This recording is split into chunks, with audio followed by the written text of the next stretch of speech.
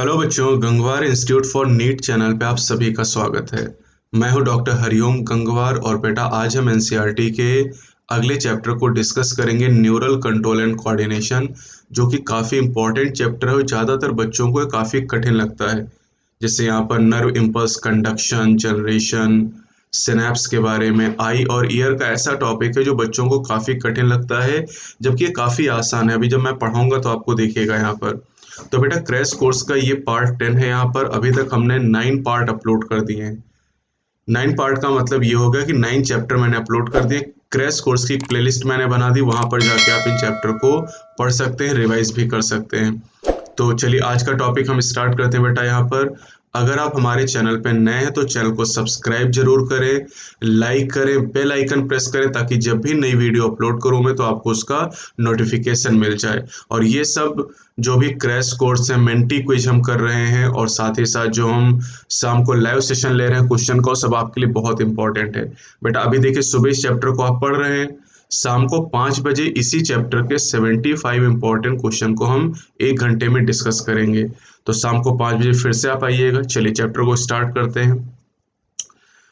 सबसे पहले बात ये जान लेते हैं कि हमारी बॉडी में जो अलग अलग तरह के फंक्शन होते हैं, हमारे ऑर्गन के फंक्शन, ऑर्गन सिस्टम के फंक्शन, उन सिस्टम के फंक्शन को कोऑर्डिनेट करने की ज़रूरत पड़ती है। कोऑर्डिनेट का मतलब होता है कि सही तरीके से काम करने के लिए उनको संतुलित करना। तो the function of the organ and organ system in our body must be coordinated to maintain homeostasis. Homeostasis मतलब बॉडी का जो बैलेंस है, बॉडी का जो सिस्टम है, उसे मेंटेन रखने के लिए सभी ऑर्गन एक साथ मिलके काम करें। कोऑर्डिनेशन का मतलब मिलके काम करना, समायोजित होके काम करना। तो कोऑर्डिनेशन एक ऐसा प्रोसेस है जहां पर दो या दो से ज़्यादा ऑर्गन एक दूसरे से इंटरेक्ट करते हैं and complement the function of one another, और एक दूसरे के काम को पूरा करने का काम करते हैं। जैसे हमारी बॉडी में आप देखें तो कई ऑर्गन आपस में इंटरेक्ट होते हैं और एक दूसरे के काम को पूरा करते हैं। जैसे आप लीवर की बात करें, एक ऑर्गन है, स्टमक एक ऑर्गन है, इंटेस्टाइन एक ऑर्गन है, और ये सारे ऑर्गन मिलके डाइजेशन के प्रोसेस को मेंटेन करते हैं।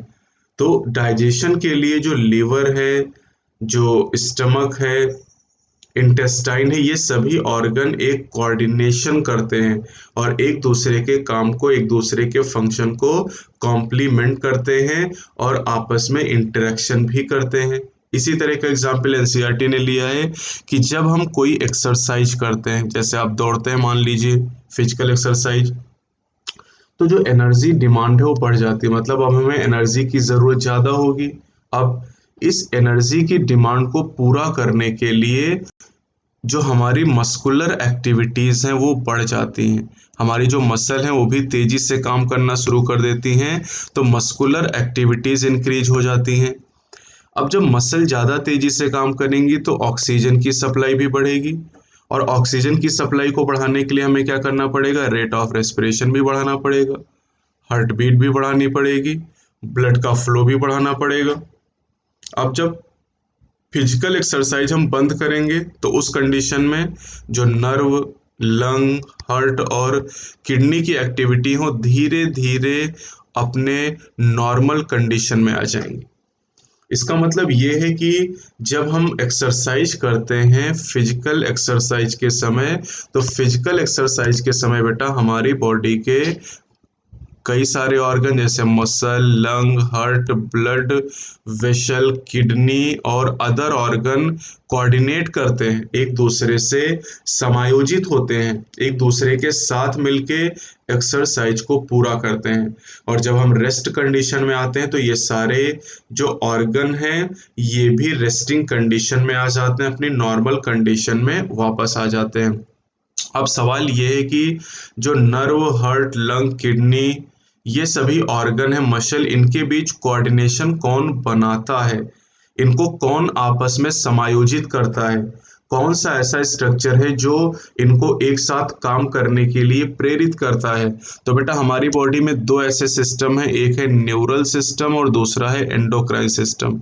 न्यूरल सिस्टम और एंडोक्राइन सिस्टम एक साथ मिलकर कोऑर्डिनेट और इंटीग्रेट करते हैं ऑल द ऑर्गन, जितने भी ऑर्गन हैं उनकी एक्टिविटीज को आपस में समायोजित करने का, कोऑर्डिनेट करने का काम न्यूरल और एंडोक्राइन सिस्टम के द्वारा किया जाता है, ताकि सभी फंक्शन हमारी बॉडी में एक सिंक्रोनाइज फैशन में, एक सही क्रम में हो सके। बेटा अब न्यूरल सिस्टम की अगर हम बात करें तो न्यूरल सिस्टम कैसे कोऑर्डिनेशन प्रोवाइड करता है। न्यूरल सिस्टम प्रोवाइड करता है point two point connections. Point two point connection मतलब न्यूरॉन टू न्यूरॉन के द्वारा ये क्विक कोऑर्डिनेशन प्रोवाइड करता है, यानी न्यूरल सिस्टम का जो कोऑर्डिनेशन है वो बहुत ही तेज होता है। जबकि एंडोक्राइन सिस्टम का जो कोऑर्डिनेशन होता है बेटा, वो आप जानते हैं कि ये हार्मोन के द्वारा होता है और ये स्लो होता है। तो न्यूरल सिस्टम का कोऑर्डिनेशन क्विक है, एंडोक्राइन सिस्टम का जो कोऑर्डिनेशन है ये स्लो होता है। लेकिन एक चीज ध्यान रखनी है कि न्यूरल सिस्टम का जो इफेक्ट है वो शॉर्ट लिव होता है, जबकि जो हार्मोन का इफेक्ट होता है वो लॉन्ग लास्टिंग होता है। तो ये बातें आप ध्यान रखेंगे। इस चैप्टर में हम ह्यूमन के न्यूरल सिस्टम के बारे में, नर्व इम्पल्स ट्रांसमिशन और कंडक्शन के बारे में, साथ ही साथ रिफ्लेक्स एक्शन के बारे में और आई और ईयर के बारे में यहाँ पर हम डिस्कस करेंगे। तो आप देख लीजिए कौन कौन से टॉपिक हमें पढ़ने हैं। हमें न्यूरल सिस्टम के बारे में यहाँ पर स्टडी करनी है, हमें ह्यूमन न्यूरल सिस्टम पढ़ना है, हमें न्यूरॉन के स्ट्रक्चर के बारे में पढ़ना है, साथ ही साथ हम यहाँ पर सेंट्रल न्यूरल सिस्टम के बारे में पढ़ेंगे, साथ ही रिफ्लेक्स एक्शन और रिफ्लेक्स आर के बारे में पढ़ेंगे, और साथ ही यहाँ पर हम सेंसरी रिसेप्शन और प्रोसेसिंग के बारे में पढ़ेंगे, जहाँ पर दो टॉपिक आएंगे, आई और ईयर। तो इन सभी टॉपिक के बारे में हम डिस्कस करेंगे। सबसे पहले टॉपिक से हम स्टार्ट करते हैं, that is neural system. Neural system की बात करें तो बेटा, जैसे कि मैंने आपको पढ़ाया था एनिमल किंगडम चैप्टर में, कि जो न्यूरल सिस्टम है इसकी शुरुआत होती है सिलेंट्रेटा से, यानी पोरीफेरा अकेला ऐसा फाइलम है जहां पर न्यूरल सिस्टम नहीं प्रेजेंट होता है। ये बात आपको अच्छी तरीके से ध्यान रखनी है। तो न्यूरल सिस्टम बना होता है सभी एनिमल में पोरीफेरा को छोड़कर स्पेशल टाइप की सेल से, जिन्हें न्यूरॉन का नाम दिया जाता है। और न्यूरॉन स्टिमुलस को यानी संदेशों को डिटेक्ट कर सकती, पता लगा सकती है, उन्हें रिसीव कर सकती हैं और उन्हें ट्रांसमिट कर सकती हैं। डिफरेंट काइंड ऑफ स्टिमुलस का मतलब बेटा होता है, जैसे लाइट एक स्टिमुलस की तरह काम करती है, साउंड एक स्टिमुलस है, टच एक स्टिमुलस की तरह काम करता है। तो इन स्टिमुलस को न्यूरॉन के द्वारा रिसीव किया जाता है, पहचान की जाती है और इन्हें आगे भेजा जाता है। अब अगर हम बेटा लोअर इन्वर्टिब्रेट की बात करते हैं, जैसे कि हाइड्रा की बात करें, तो इनमें न्यूरल सिस्टम बहुत ही सिंपल टाइप का होता है। यानी जैसे हाइड्रा की बात करें तो वहाँ पर न्यूरॉन का नेटवर्क पाया जाता है और न्यूरॉन के नेटवर्क से इनका न्यूरल सिस्टम का फॉर्मेशन होता है। यहाँ पर कोई ब्रेन या स्पेशल टाइप का ऑर्गन नहीं पाया जाता, यहाँ पर सिंपली न्यूरॉन के नेटवर्क से इनका न्यूरल सिस्टम बना होता है। अब अगर हम इंसेक्ट की बात करते हैं तो इंसेक्ट का जो न्यूरल सिस्टम होता है वो ज़्यादा बेटर ऑर्गेनाइज होता है, अच्छी तरीके से बना होता है और वहाँ पर ब्रेन प्रेजेंट होता है। जैसे जब कॉकरोच के बारे में आप पढ़ते हैं स्ट्रक्चरल ऑर्गेनाइजेशन टॉपिक में, तो आप देखते हैं कि वहाँ पर ब्रेन प्रेजेंट होता है, सुप्रा इसोफेजियल गैंग्लिया के नाम से इसे जाना जाता है। तो यहाँ पर अगर हम वर्टिब्रेट की बेटा बात करते हैं, ये तो इनवर्टिब्रेट की बात हो गई। इनवर्टिब्रेट में ब्रेन के साथ में कई सारे गैंग्लिया भी प्रेजेंट होते हैं, नंबर ऑफ गैंग्लिया। गैंग्लिया क्या है अभी मैं आगे आपको बताऊंगा, और साथ ही दूसरे न्यूरल टिश्यूज भी प्रेजेंट होते हैं। वर्टिब्रेट की बात करें तो वर्टिब्रेट में वेल डेवलप्ड या more developed neural system present होता है। बेटा चाहे तो आप न्यूरल सिस्टम कह सकते हो और चाहे तो आप नर्वस सिस्टम कह सकते हैं, दोनों एक ही बात है। तो बेटा आपको ये ध्यान रखना है कि स्पॉन्जेस या पोरीफेरा के अलावा जितने भी एनिमल है उन सब में न्यूरॉन या नर्व सेल पाई जाती हैं, केवल स्पॉन्जेस या पोरीफर में नर्व सेल नहीं पाई जाती हैं। अब यहाँ पर हम ह्यूमन न्यूरल सिस्टम के बारे में स्टडी करने वाले हैं। हमारे न्यूरल सिस्टम को दो पार्ट में डिवाइड किया जाता है, एक को सेंट्रल न्यूरल सिस्टम CNS कहते हैं, दूसरे को पेरिफेरल न्यूरल सिस्टम या PNS कहा जाता है। अब सीएनएस की अगर बात करें तो इसमें इंक्लूड किया जाता है ब्रेन और स्पाइनल कॉर्ड को, ब्रेन और स्पाइनल कॉर्ड को इंक्लूड करते हैं। और जो सीएनएस है बेटा, ये साइट है, site of information processing and control. यानी हमारी बॉडी की जितनी भी इंफॉर्मेशन है, जैसे हम खाना खाते हैं, हम सांस लेते हैं, हम चलते हैं, तो ये जितनी भी इंफॉर्मेशन है काम करने के लिए उसकी प्रोसेसिंग सीएनएस में होती है। और सीएनएस इस सभी फंक्शन को हमारी बॉडी के कंट्रोल भी करता है।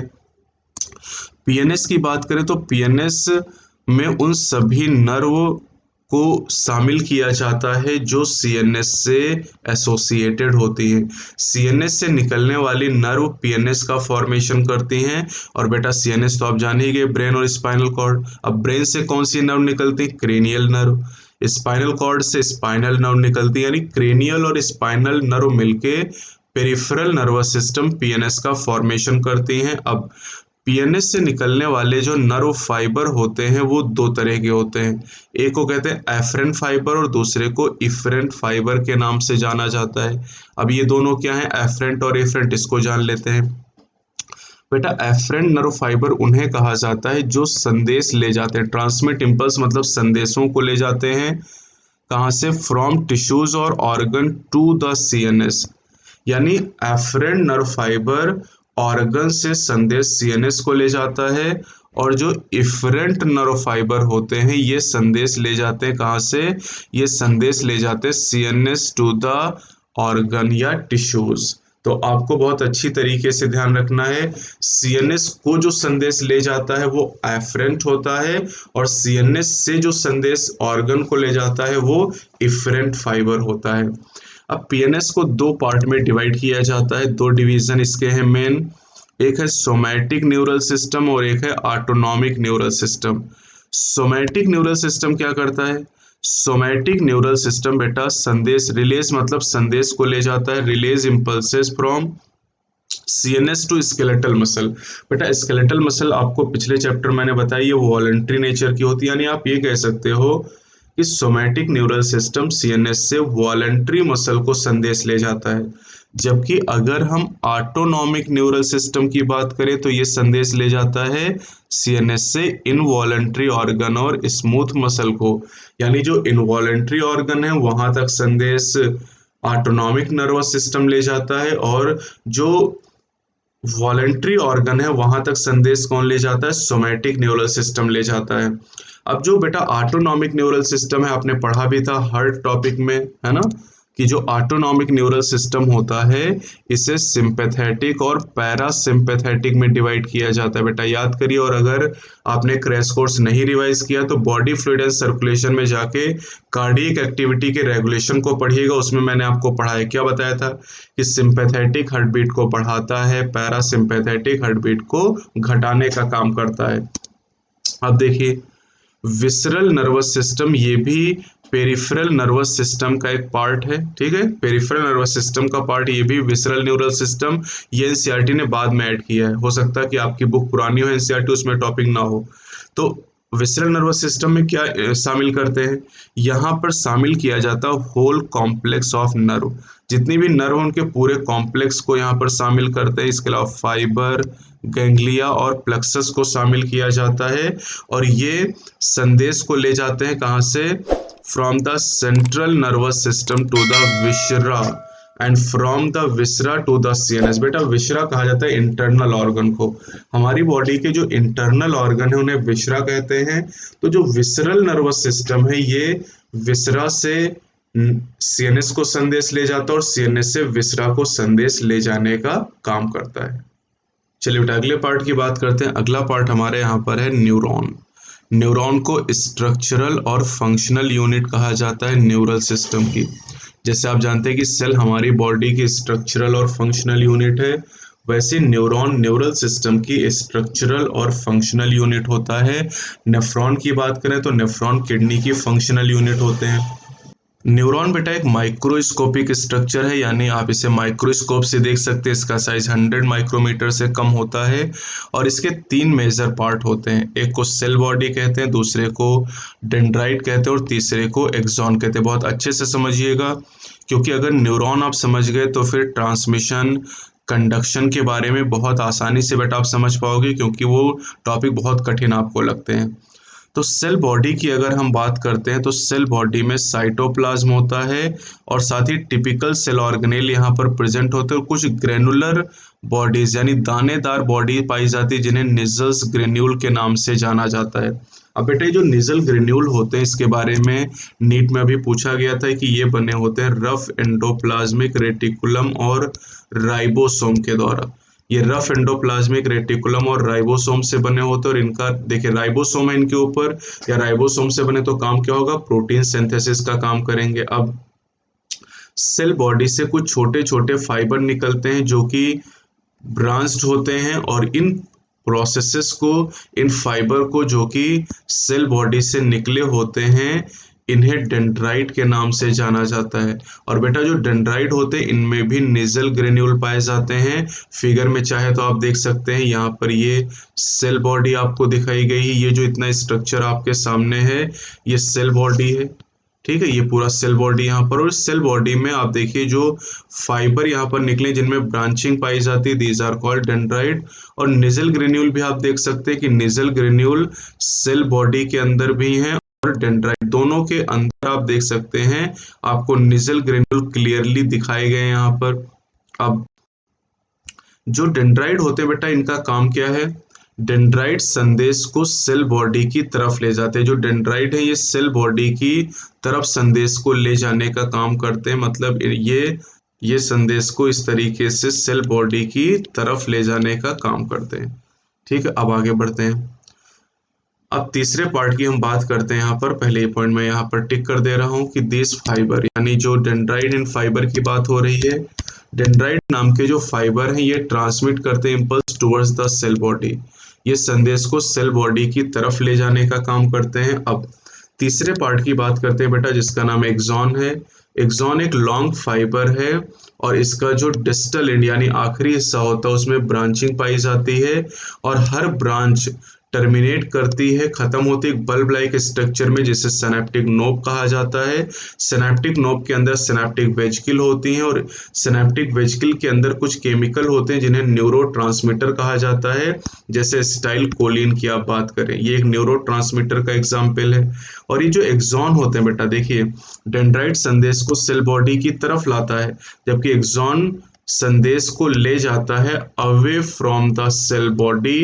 कहाँ तक ले जाता है, या तो सिनेप्स तक ले जाएगा या फिर न्यूरोमस्कुलर जंक्शन तक। बेटा न्यूरोमस्कुलर जंक्शन आप पिछले चैप्टर में पढ़ चुके हैं, और सिनेप्स आज हम यहाँ पर डिस्कस करेंगे। ठीक है, तो चलिए जरा यहाँ पर देखिए, आपको ये एक्सॉन दिखाया गया है, और ये एक्सॉन आपको लॉन्ग फाइबर है।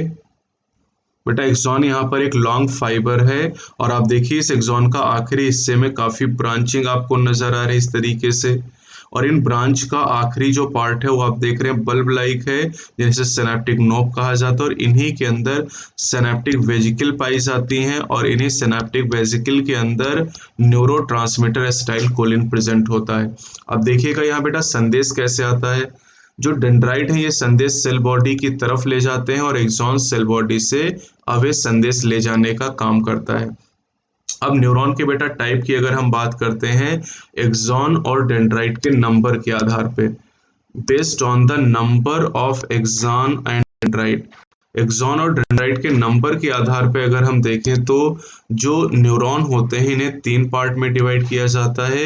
एक होते हैं यूनिपोलर, दूसरे होते हैं बाईपोलर, और तीसरे मल्टीपोलर होते हैं। यूनिपोलर में क्या होता है बेटा कि जो सेल बॉडी होती है उसमें एक एक्सॉन केवल पाया जाता है, केवल एक एक्सॉन होता है, कोई डेंड्राइट नहीं होते हैं, और ये एम्ब्रियोनिक स्टेज में पाए जाते हैं। बाईपोलर न्यूरॉन की बात करें तो इनमें एक एक्सॉन होता है और एक डेंड्राइट होते हैं, और ये आई की रेटिना में प्रेजेंट होते हैं। क्लियर। और मल्टीपोलर न्यूरॉन में बेटा एक एक्सॉन होता है और दो या दो से ज्यादा डेंड्राइट पाए जाते हैं, और ये हमारे ब्रेन के सेरिब्रल कॉर्टेक्स रीजन में प्रेजेंट होते हैं। तो एग्जाम्पल याद रखिएगा, टाइप याद रखिएगा। और क्या मुझे आप ये बता सकते हैं कि जो फिगर आपको यहाँ पर दिखाया गया बेटा, आप देखिए जरा इस फिगर को, ये कौन सा न्यूरॉन लिखा है कि स्ट्रक्चर ऑफ ए न्यूरॉन, तो क्या आप बता सकते हैं कौन सा न्यूरॉन आपको दिखाया गया, यूनिपोलर है, बाईपोलर या मल्टीपोलर? बताइए जल्दी से। That is multipolar neuron.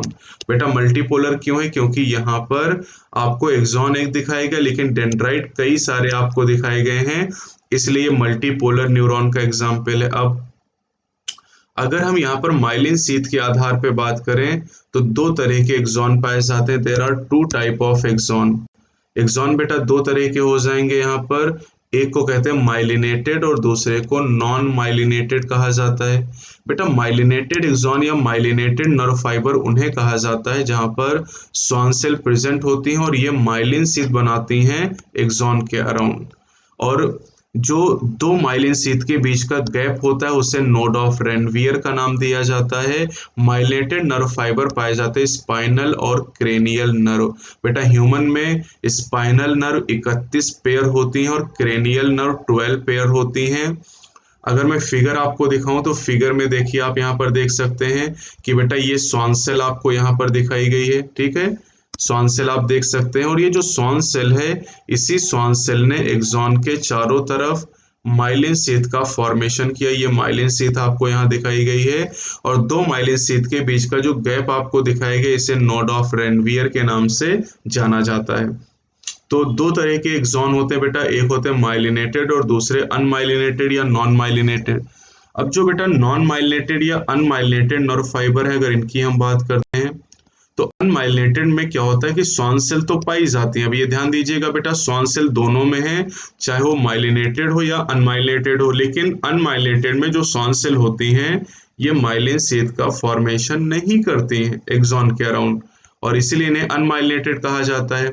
अब ये अनमाइलिनेटेड कहाँ पाए जाते हैं? ये पाए जाते हैं ऑटोनॉमस और सोमैटिक न्यूरल सिस्टम में। तो बेटा अभी हमने इनके बारे में पढ़ा है, ऑटोनॉमिक और सोमैटिक न्यूरल सिस्टम में यहाँ पर अनमाइलिनेटेड नर्व फाइबर प्रेजेंट होते हैं। चलिए बेटा अगले टॉपिक की हम बात करते हैं, that is generation and conduction of nerve impulse. काफ़ी इंपॉर्टेंट टॉपिक है बेटा और ज़्यादातर बच्चे इसे समझ नहीं पाते हैं, तो इसको थोड़ा सा हम आसान तरीके से समझेंगे। बहुत आसान सा टॉपिक है। देखिए सबसे पहली चीज़ क्या है कि न्यूरॉन आर एक्साइटेबल सेल। बेटा बहुत सारे बच्चे पोलराइजेशन, डीपोलराइजेशन, रीपोलराइजेशन का मतलब ही नहीं समझते, तो इन वर्ड को समझ लेंगे तो बहुत आसान हो जाएगा। देखिए न्यूरॉन आर एक्साइटेबल सेल क्योंकि लिखा है because their membrane are in polarized state. अब आपसे क्वेश्चन पूछा, do you know why the membrane of a neuron is polarized? बेटा देखिए पोलराइज्ड कहने का मतलब ये है कि जो न्यूरॉन की मेम्ब्रेन है, न्यूरॉन की जो सेल मेम्ब्रेन है उसे न्यूरीलेमा कहा जाता है या प्लाज्मा मेम्ब्रेन भी सिंपली कह सकते हो। और जो उसमें एक्सॉन की मेम्ब्रेन होती है उसे एक्सोलेमा कहा जाता है। तो जो एक्सोलेमा है या न्यूरीलेमा है या प्लाज्मा लेमा है या प्लाज्मा मेम्ब्रेन है, उसके एक तरफ अगर पॉजिटिव चार्ज है और दूसरी तरफ निगेटिव चार्ज है तो हम कहेंगे कि मेम्ब्रेन पोलराइज्ड है। क्लियर? मेम्ब्रेन के पोलराइज होने का मतलब एक तरफ पॉजिटिव चार्ज हो उसके और दूसरी तरफ निगेटिव चार्ज हो। अब क्या करें यहाँ पर कि different types of ion channel are present on the neural membrane. Neural membrane का मतलब बेटा क्या है? न्यूरीलेमा या प्लाज्मा लेमा। आयन चैनल क्या है? जैसे सोडियम पोटेशियम पंप एक चैनल हो गया, जैसे सोडियम चैनल होते हैं, पोटेशियम चैनल होते हैं। तो अलग अलग आयन के चैनल सेल मेम्ब्रेन में पाए जाते हैं। और बेटा ये जो सेल मेम्ब्रेन में चैनल है ना, ये एक्चुअली जानते हैं क्या है? दीज आर इंटीग्रल प्रोटीन या इंट्रिंसिक प्रोटीन, जो फ्लूइड मोज़ेक मॉडल में आपको बताया गया है। क्लियर? ये वही है, ये कोई नई चीज नहीं है चैनल, ये इंट्रिंसिक प्रोटीन है जो सेल मेम्ब्रेन में धसी रहती हैं। अब ये जो चैनल होते हैं बेटा ये सेलेक्टिवली परमिएबल होते हैं अलग अलग टाइप के आयन के लिए। जैसे सोडियम चैनल है तो सोडियम आयन के लिए केवल परमिएबल होगा, वो सोडियम आयन को एक तरफ से दूसरी तरफ जाने देगा। अगर पोटेशियम चैनल है तो केवल पोटेशियम को ट्रांसफर होने देगा। अगर सोडियम पोटेशियम पंप है तो दोनों को ट्रांसफर करेगा। ठीक है? अब देखिए जब न्यूरॉन कोई भी संदेश नहीं ले जा रहा, मतलब रेस्टिंग कंडीशन में, ध्यान दीजिएगा, when neuron is not conducting any impulse that is resting, उस कंडीशन में एक्सोनल मेम्ब्रेन, बेटा एक्सोनल मतलब जो एक्सॉन की सेल मेम्ब्रेन है ये मोर परमिएबल होती है पोटेशियम आयन के लिए and nearly impermeable to sodium ion. बेटा सोडियम का चैनल है यहाँ पर एक्सोलेमा में, पोटेशियम का चैनल है, लेकिन पोटेशियम चैनल ज़्यादा परमेबल कब? रेस्टिंग कंडीशन में। अब इसी तरह अगर हम देखें तो मेम्ब्रेन, किसकी मेम्ब्रेन? एक्सॉन की मेम्ब्रेन, जैसे एक्सोलेमा कह रहे हैं, membrane is impermeable to negatively charge protein present in axoplasm. बेटा एक्सोप्लाज्म क्या है? जो एक्सॉन के अंदर साइटोप्लाज्म है उसे हम एक्सोप्लाज्म कहते हैं, और एक्सोप्लाज्म में निगेटिवली चार्ज प्रोटीन मौजूद हैं जिसके लिए एक्सोलेमा इम्परमिएबल है, मतलब निगेटिवली चार्ज प्रोटीन एक्सोप्लाज्म से बाहर नहीं जा सकती। अब इसकी वजह से क्या होगा बेटा, देखिएगा, कंसीक्वेंटली परिणाम स्वरूप the axoplasm inside the axon contain high concentration of potassium and negatively charge protein.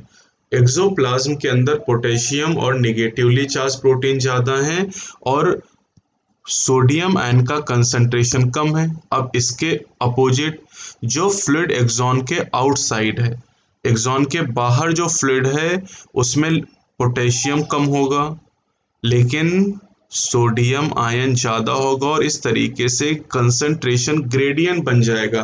बेटा ग्रेडियंट का मतलब मैंने क्या बताया? जब आपने एक्सक्रीशन के बारे में पढ़ा तो मैंने ग्रेडियंट के बारे में बताया। ग्रेडियंट का मतलब डिफरेंस, यानी कंसंट्रेशन का डिफरेंस है बेटा। किसके लिए डिफरेंस है? सोडियम के लिए, पोटेशियम के लिए? दोनों के लिए। सोडियम बाहर ज़्यादा है अंदर कम है, पोटेशियम अंदर ज़्यादा है बाहर कम है, तो सोडियम और पोटेशियम दोनों का एक ग्रेडियंट बन गया, और इस ग्रेडियंट को मेंटेन करने का काम कौन करता है? ये ग्रेडियंट मेंटेन रहे, ये कौन करता है? Sodium potassium pump. तो these ionic gradient across resting membrane are maintained by the active transport of ion by sodium potassium pump। बेटा देखिए, किसी चैनल के नाम में अगर पंप लगा है तो पंप का मतलब कि वहां एनर्जी खर्च होगी, और एक्टिव है तो एनर्जी खर्च होगी। यहाँ पर सोडियम पोटेशियम पंप क्या करता है? 3 सोडियम आयन को बाहर ले जाता है एक्सोप्लाज्म से और 2 पोटेशियम आयन को अंदर लेके आता है। तो इस कंडीशन में 1 एटीपी खर्च होता है, यानी सोडियम पोटेशियम पंप 1 एटीपी को खर्च करके 3 सोडियम आयन को बाहर ले जाता है और 2 पोटेशियम आयन को अंदर लाता है, ताकि रेस्टिंग कंडीशन बेटा मेंटेन रहे। रेस्टिंग कंडीशन मेंटेन रहेगी तभी जो न्यूरॉन है ये संदेश को रिसीव कर सकता है। तो रेस्टिंग कंडीशन को मेंटेन रखना जरूरी है, और ये कौन मेंटेन कर रहा है? सोडियम पोटेशियम पंप मेंटेन करता है। अब देखिए बेटा यहाँ पर क्या हुआ, जब 3 सोडियम बाहर जा रहे हैं और 2 पोटेशियम अंदर आ रहे हैं, तो हर बार सोडियम पोटेशियम पंप जब काम करेगा तो बाहर एक पॉजिटिव चार्ज बढ़ जाएगा और उसकी तुलना में अंदर एक पॉजिटिव चार्ज कम हो जाएगा। तो यही लिखा है कि outer surface of the axonal membrane पजेज A positive charge. बेटा बाहर 3 पॉजिटिव चार्ज आ रहे हैं और अंदर 2 पॉजिटिव आ रहे हैं, तो हर बार एक पॉजिटिव चार्ज बाहर बढ़ रहा है, तो बाहर एक पॉजिटिव चार्ज आ जाता है। और जब इनर सरफेस की तरफ आप देखोगे आउटर सरफेस के कंपैरिजन में, तो इनर सरफेस पे कैसा चार्ज आ जाएगा? निगेटिव चार्ज आ जाएगा। इनर सरफेस पे निगेटिव चार्ज आ जाएगा, और इसलिए हमने कहा कि मेम्ब्रेन कैसी है? पोलराइज है। अब देखिए एक्सॉन के मैंने क्या कहा था कि बेटा मेम्ब्रेन के अगर एक तरफ पॉजिटिव और एक तरफ निगेटिव चार्ज है तो इसी को हम क्या कहते हैं? पोलराइज्ड। तो रेस्टिंग कंडीशन में एक्सॉन की मेम्ब्रेन कैसी है? पोलराइज है, क्योंकि इसके अंदर निगेटिव चार्ज है और बाहर पॉजिटिव चार्ज है। और ये क्यों हुआ? Due to differential concentration of sodium and potassium ion. अब अगर इस केस में हम वोल्टेज को मेजर करते हैं, अगर इस केस में हम वोल्टेज को मेजर करते हैं, तो अभी जो वोल्टेज हमें मिलेगा रेस्टिंग कंडीशन में, ध्यान दीजिएगा, रेस्टिंग कंडीशन में जो इलेक्ट्रिकल पोटेंशियल डिफरेंस या वोल्टेज होगा इसे रेस्टिंग पोटेंशियल का नाम दिया जाएगा। ये रेस्टिंग पोटेंशियल बेटा यहाँ पर -70 मिली वोल्ट होता है। आप चाहें तो याद कर सकते हैं, -70 मिली वोल्ट। जैसे अपने घर में देखते हैं कि जो बल्ब आप यूज करते हैं तो उसमें लिखा होता है 220 वोल्ट, तो वैसे ही यहाँ पर जो रेस्टिंग प्लाज्मा मेम्ब्रेन में वोल्टेज हो कितना है? -70 मिली वोल्ट। तो बेटा पोलराइज का मतलब आप समझ चुके होंगे कि पोलराइज का मतलब होता है मेम्ब्रेन के एक तरफ पॉजिटिव चार्ज हो, दूसरी तरफ निगेटिव चार्ज हो, और रेस्टिंग कंडीशन में मेम्ब्रेन पोलराइज फॉर्म में होती है, और रेस्टिंग कंडीशन में जो पोटेंशियल होता है उसे रेस्टिंग पोटेंशियल कहा जाता है। अब अगर हम रेस्टिंग कंडीशन में जो पोलराइज्ड मेम्ब्रेन है, इस पोलराइज्ड मेम्ब्रेन में एक स्टिमुलस हम अप्लाई करें पॉइंट ए पर, पॉइंट ए पर अगर हम कोई स्टिमुलस अप्लाई करते हैं, जैसे यहाँ पर फिगर आपको दिखाया गया है, ये पॉइंट ए है, तो पॉइंट ए पर जैसे हम कोई स्टिमुलस अप्लाई करते हैं तो स्टिमुलस के अप्लाई करने से जो सोडियम आयन है उनके लिए परमिलिटी बढ़ जाती है। बेटा अभी तक रेस्टिंग कंडीशन की बात आप कर रहे थे तो पोटेशियम के लिए परमिलिटी ज़्यादा थी, लेकिन जैसे स्टिमुलस मिला वैसे ही जो मेम्ब्रेन है उसकी परमेबिलिटी बढ़ जाती, किसके लिए? सोडियम आयन के लिए। The membrane at the site a become freely permeable to sodium ion. अब सोडियम आयन के लिए परमिलिटी बढ़ गई। अब सोडियम आयन कहाँ ज़्यादा है? बाहर ज़्यादा है। और अब ये सोडियम चैनल के द्वारा, नॉट सोडियम पोटेशियम चैनल, ये सोडियम चैनल के द्वारा तेजी से बाहर से अंदर की तरफ आते बिना कोई एनर्जी खर्च हुए। रैपिड इन्फ्लक्स, इन्फ्लक्स मतलब अंदर आना of sodium, followed by the reversal of polarity at that site. अब बेटा सोडियम आयन जैसे जैसे अंदर आएगा, अभी अंदर कैसा चार्ज है? निगेटिव चार्ज था। अब सोडियम जैसे जैसे अंदर आता जाएगा, अंदर के निगेटिव चार्ज नेग्लेक्ट होते जाएंगे और एक कंडीशन ऐसी आएगी जब सोडियम का कंसंट्रेशन अंदर बढ़ने की वजह से जो अंदर की तरफ चार्ज है वो पॉजिटिव हो जाएगा, inner side become positively charged, और इसकी तुलना में जो बाहर आउटर सरफेस है वहां पर कैसे हो जाएगा? निगेटिव चार्ज हो जाएगा। यानी बेटा आपने देखा कि जो पॉइंट ए है या साइट ए है वहां पर जो पोलैरिटी है, पोलैरिटी क्या हो गई? रिवर्स हो गई, उल्टा हो गई। पहले कैसा था? अंदर निगेटिव था, बाहर पॉजिटिव था।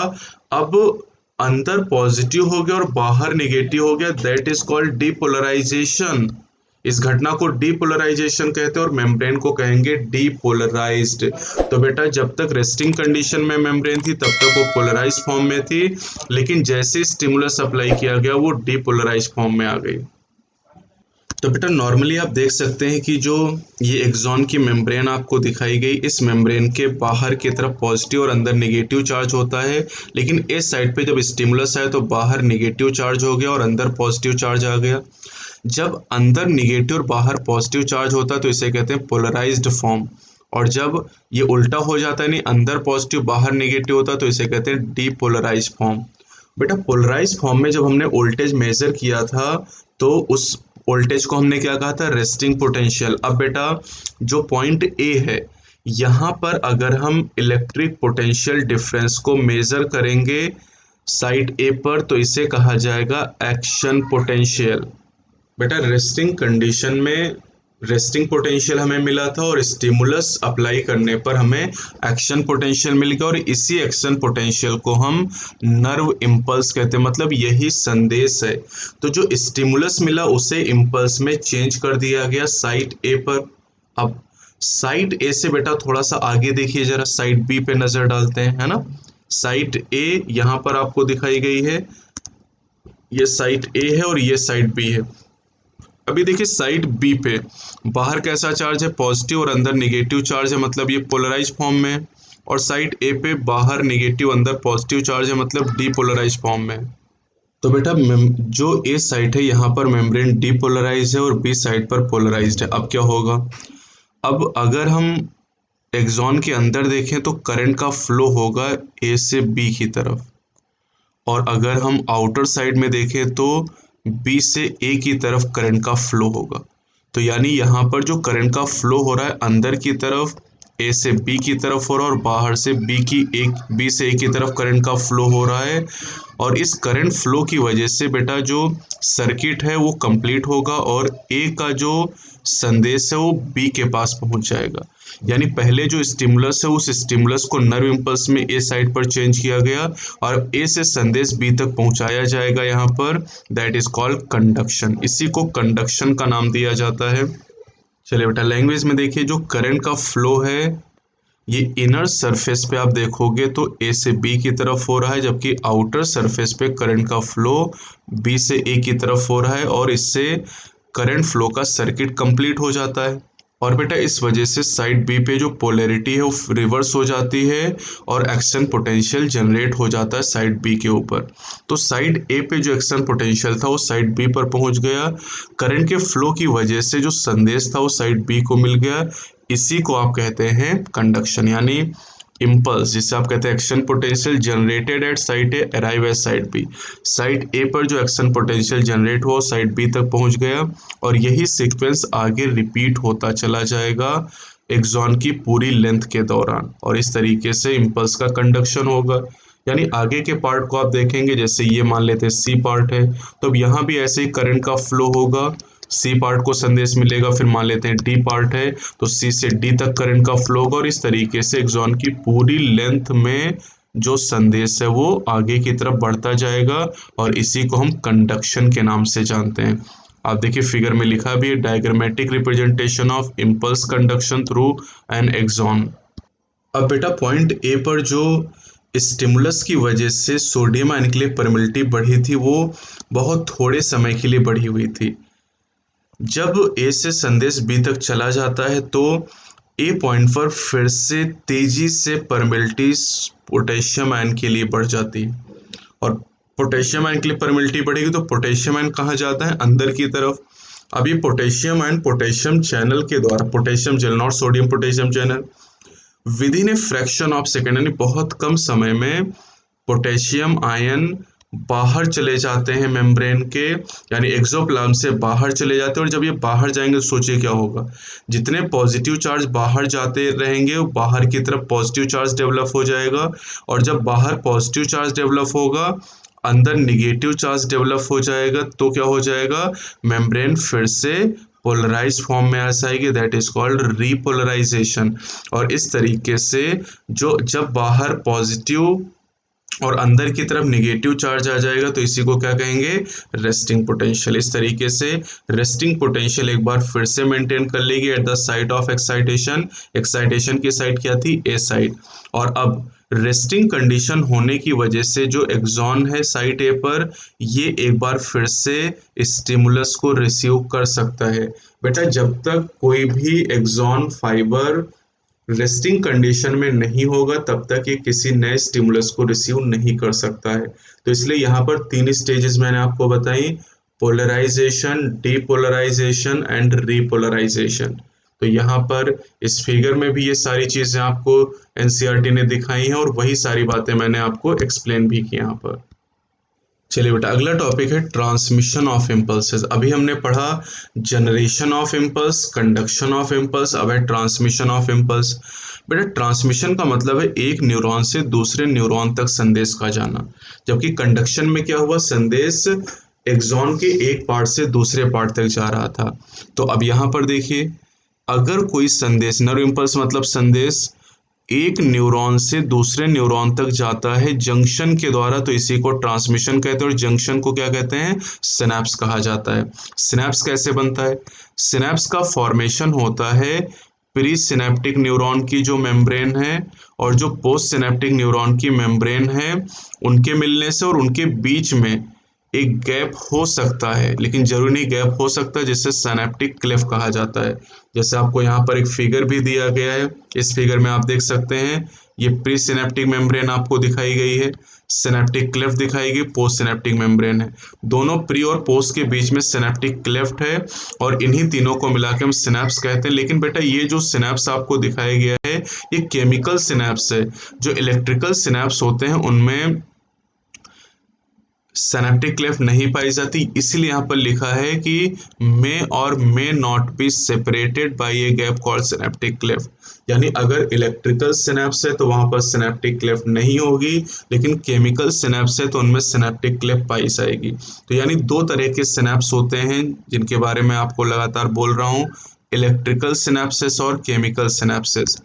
अब जो इलेक्ट्रिकल सिनैप्सेस होते हैं यहाँ पर जो प्री और पोस्ट सिनेप्टिक न्यूरॉन की मेम्ब्रेन है वो बहुत ही नज़दीक होती है, वेरी क्लोज प्रोक्सिमिटी, बहुत नज़दीक होती हैं। और इलेक्ट्रिकल करंट का जो फ्लो होता है, इलेक्ट्रिकल सिनैप्स इसीलिए कहते हैं क्योंकि यहाँ पर इलेक्ट्रिकल करंट के फॉर्म में संदेश जाता है। तो यहाँ पर electrical current can flow directly from one neuron into the other across these synapses. ये जो इलेक्ट्रिकल सिनेप्स के द्वारा ट्रांसमिशन होता है इम्पल्स का, ये इम्पल्स कंडक्शन की तरह होता है अलोंग ए सिंगल एक्सॉन। मतलब ऐसा लगता है कि ये जो ट्रांसमिशन हो रहा है ये कंडक्शन की तरह, क्योंकि प्री और पोस्ट सिनेप्टिक न्यूरॉन एक दूसरे के बहुत नजदीक होती हैं, इनके बीच में क्लेफ्ट नहीं पाई जाती। ये बात अच्छी तरीके से आप ध्यान रखेंगे। अब इलेक्ट्रिकल सिनेप्स में जो स्पीड है ट्रांसमिशन को ले जाने की, इम्पल्स को ले जाने की जो स्पीड है, ये हमेशा तेज होती है केमिकल सिनेप्स की तुलना में। लेकिन हम अगर अपने सिस्टम की बात करें, यानी ह्यूमन के न्यूरल सिस्टम की बात करें, तो हमारे न्यूरल सिस्टम में इलेक्ट्रिकल सिनेप्स बहुत ही रेयर होते हैं, केमिकल सिनेप्सेस पाए जाते हैं। और हम यहाँ पर केमिकल सिनेप्स को ही डिस्कस करने वाले हैं। तो चलिए केमिकल सिनेप्स की बात करते हैं। केमिकल सिनेप्स में प्री सिनेप्टिक और पोस्ट सिनेप्टिक जो न्यूरॉन होते हैं, इनकी मेम्ब्रेन के बीच में फ्लूइड फिल्ड स्पेस होता है, जिसे सिनेप्टिक क्लेफ्ट कहा जाता है। अभी फिगर में मैंने आपको दिखाया था। अब जो आपने पढ़ा था ना कि जो एक्सॉन टर्मिनल है, ये देखिए, आप फिगर को जरा ध्यान से देखेंगे, यहाँ पर ये एक्सॉन आपको दिखाया गया, ये एक्सॉन टर्मिनल है। और एक्सॉन टर्मिनल पे बल्ब लाइक स्ट्रक्चर आपको बताया गया था, जिसे सिनेप्टिक नोब कहा जाता है। तो ये सिनेप्टिक नोब आपको दिखाई गई है, दैट इज सिनेप्टिक नोब। और इस सिनेप्टिक नोब के अंदर सिनेप्टिक वेसिकल थैलियां दिखाई गई हैं, और इन थैलियों के अंदर एक केमिकल भरा हुआ है, और इस केमिकल को न्यूरोट्रांसमीटर के नाम से जाना जाता है। खास तौर से ये एसिटाइल कोलिन होता है। तो अब इसी को हम लैंग्वेज में जरा देख लेते हैं। देखिए जरा यहाँ पर, देखिए बेटा, यहाँ पर जो केमिकल यहाँ पर हैं, इन केमिकल को न्यूरोट्रांसमीटर के नाम से जाना जाता है, और यही ट्रांसमिशन ऑफ इम्पल्स में इन्वॉल्व होते हैं सिनेप्सिस के थ्रू। अब जो एक्सॉन टर्मिनल है, एक्सॉन टर्मिनल या सिनेप्टिक नोब, उसमें वेसिकल हैं जिन्हें सिनेप्टिक वेसिकल कहते हैं, इनके अंदर न्यूरोट्रांसमीटर हैं। जब कोई संदेश एक्सॉन के टर्मिनल तक पहुंचता है, तो ये स्टिमुलेट करता है सिनेप्टिक वेसिकल के मूवमेंट को प्री सिनेप्टिक मेम्ब्रेन की तरफ। प्री सिनेप्टिक मेम्ब्रेन की तरफ सिनेप्टिक वेसिकल मूव करती है। जो सिनेप्टिक वेसिकल हैं, ये प्री सिनेप्टिक मेम्ब्रेन की तरफ फ्यूज करती है और जाके उससे फ्यूज कर जाती है। देखिए प्री सिनेप्टिक मेम्ब्रेन आपको दिखाई गई है, इससे फ्यूज कर जाती है, और फ्यूज करने के बाद न्यूरोट्रांसमीटर को सिनेप्टिक क्लेफ्ट जो आपको दिखाई गई, सिनेप्टिक क्लेफ्ट में रिलीज कर देती है। अब जो ये न्यूरोट्रांसमीटर हैं, ये पोस्ट सिनेप्टिक मेम्ब्रेन पे आप देखिए रिसेप्टर आपको दिखाएंगे। ये भी बड़ा सवाल है, रिसेप्टर कहाँ पे हैं? पोस्ट सिनेप्टिक मेम्ब्रेन पे पाए जाते हैं। अब ये जो न्यूरोट्रांसमीटर हैं, ये रिसेप्टर के साथ बाइंड करते हैं, और बाइंड करने के बाद नए आयन चैनल ओपन हो जाते हैं। वही जो सोडियम चैनल के लिए सोडियम के लिए परमिलिटी बढ़ती है, और यहाँ पर एक नया एक्शन पोटेंशियल जनरेट होता है। और ये जो एक्शन पोटेंशियल जनरेट हो रहा है, इसके लिए जो संदेश है वो प्री सिनेप्टिक न्यूरॉन से भेजा गया। तो चलिए देखते हैं जरा, यहाँ पर जो सिनेप्टिक वेसिकल है, ये मूव करती है और फ्यूज कर जाती है किसके साथ? प्लाज्मा मेम्ब्रेन के साथ। और प्लाज्मा मेम्ब्रेन किसकी? प्री सिनेप्टिक न्यूरॉन की प्लाज्मा मेम्ब्रेन के साथ, और अपने न्यूरोट्रांसमीटर को सिनेप्टिक क्लेफ्ट में रिलीज कर देते हैं।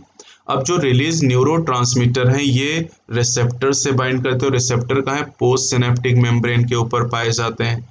This binding open ion channel, बेटा ये सोडियम चैनल ओपन होंगे, और सोडियम चैनल के ओपन होने से एक नया एक्शन पोटेंशियल जनरेट होगा पोस्ट सिनेप्टिक न्यूरॉन में, और इस तरीके से जो एक न्यूरॉन का संदेश हो सिनेप्स के द्वारा दूसरे न्यूरॉन तक पहुंच जाता है। जो नया पोटेंशियल है वो एक्साइटेटरी या इनहिबिटरी दोनों तरह का हो सकता है। जैसे स्टाइल कोलिन है तो एक्साइटेटरी पोटेंशियल डेवलप होगा, और अगर गाबा है या ग्लाइसिन है तो इनहिबिटरी टाइप का पोटेंशियल डेवलप होगा। चलिए बेटा अगले टॉपिक पे चलते हैं, that is central neural system. इसे सीएनएस के नाम से जाना जाता है, और दो पार्ट इसके आपको बताए गए, ब्रेन एंड स्पाइनल कॉर्ड। अब ब्रेन की बात करते हैं। ब्रेन को सेंट्रल इंफॉर्मेशन प्रोसेसिंग ऑर्गन कहा जाता है। मतलब ये हमारी बॉडी का सबसे सेंट्रल ऑर्गन है जो इंफॉर्मेशन की प्रोसेसिंग करता है। ब्रेन को कमांड एंड कंट्रोल सिस्टम के नाम से भी जाना जाता है। कमांड का मतलब आदेश देना, और कंट्रोल का मतलब नियंत्रित करना। बेटा हमारा ब्रेन कंट्रोल करता है वॉलंटरी मूवमेंट। वॉलंटरी मूवमेंट जैसे जो काम हमारी इच्छा के कंट्रोल में, जैसे बोलना, चलना, ये वॉलंटरी मूवमेंट है। लेकिन इसके लिए हमारा ब्रेन कंट्रोल करता है balance of the body, body का balance, functioning of vital involuntary organ जैसे लंग, हार्ट, किडनी, इनके फंक्शन को भी हमारा ब्रेन मॉडरेट करता है।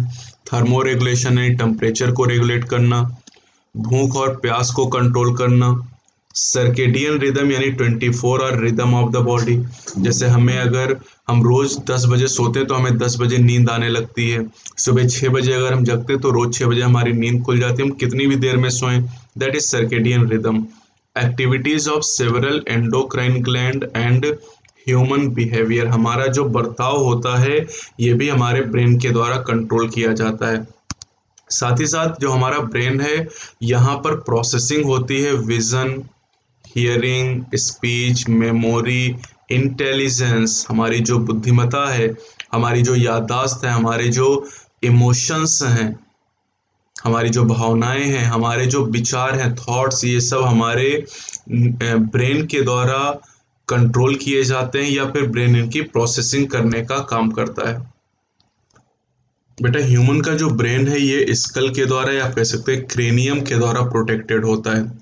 क्रेनियम या स्कल के अंदर हमारे ब्रेन में कुछ कवरिंग पाई जाती है जिन्हें क्रेनियल मेनेंजेस कहा जाता है और इसमें 3 पार्ट होते हैं। आउटर जो लेयर होती है उसे ड्यूरा मैटर कहते हैं, जो मिडिल लेयर होती है बहुत पतली सी है जिसे अरेक्नॉइड कहते हैं, और जो इनर लेयर होती है उसे पाया मैटर कहते हैं, और इनर लेयर हमारे ब्रेन टिश्यू के कांटेक्ट में होती है। ब्रेन को 3 पार्ट में डिवाइड किया जाता है, एक पार्ट होता है फोर ब्रेन, दूसरा मिड ब्रेन और तीसरा हाइंड ब्रेन। यहाँ पर आपको फिगर भी बेटा दिया गया है जहाँ पर आप देख सकते हैं कि इसमें आपको फोर ब्रेन दिखाया गया है, मिड ब्रेन यहाँ पर दिखाया गया और हाइंड ब्रेन यहाँ पर इंडिकेट किया गया है। तो अब हम ब्रेन के अलग अलग पार्ट को डिस्कस करने वाले हैं। सबसे पहले यहाँ पर हम पढ़ेंगे फोर ब्रेन के बारे में। फोर ब्रेन की बात करें तो इसके 3 पार्ट होते हैं, सेरिब्रम, थैलेमस और हाइपोथैलेमस। सेरिब्रम की बात करें तो सेरिब्रम हमारे ब्रेन का सबसे मेजर पार्ट बनाता है और एक डीप क्लेफ्ट, गहरी खांच के द्वारा हमारे सेरिब्रम को लॉन्गिट्यूडनली 2 हाफ्स में 2 पार्ट में डिवाइड किया जाता है जिन्हें लेफ्ट और राइट सेरिब्रल हेमिस्फीयर कहा जाता है। जो राइट हैंडेड पर्सन होते हैं, जैसे हम लोग अगर दाहिने हाथ से लिखते हैं तो हमारा लेफ्ट सेरिब्रल हेमिस्फीयर ज़्यादा डेवलप है, और जो लोग लेफ्टी होते हैं उनका राइट सेरिब्रल हेमिस्फीयर ज़्यादा डेवलप होता है।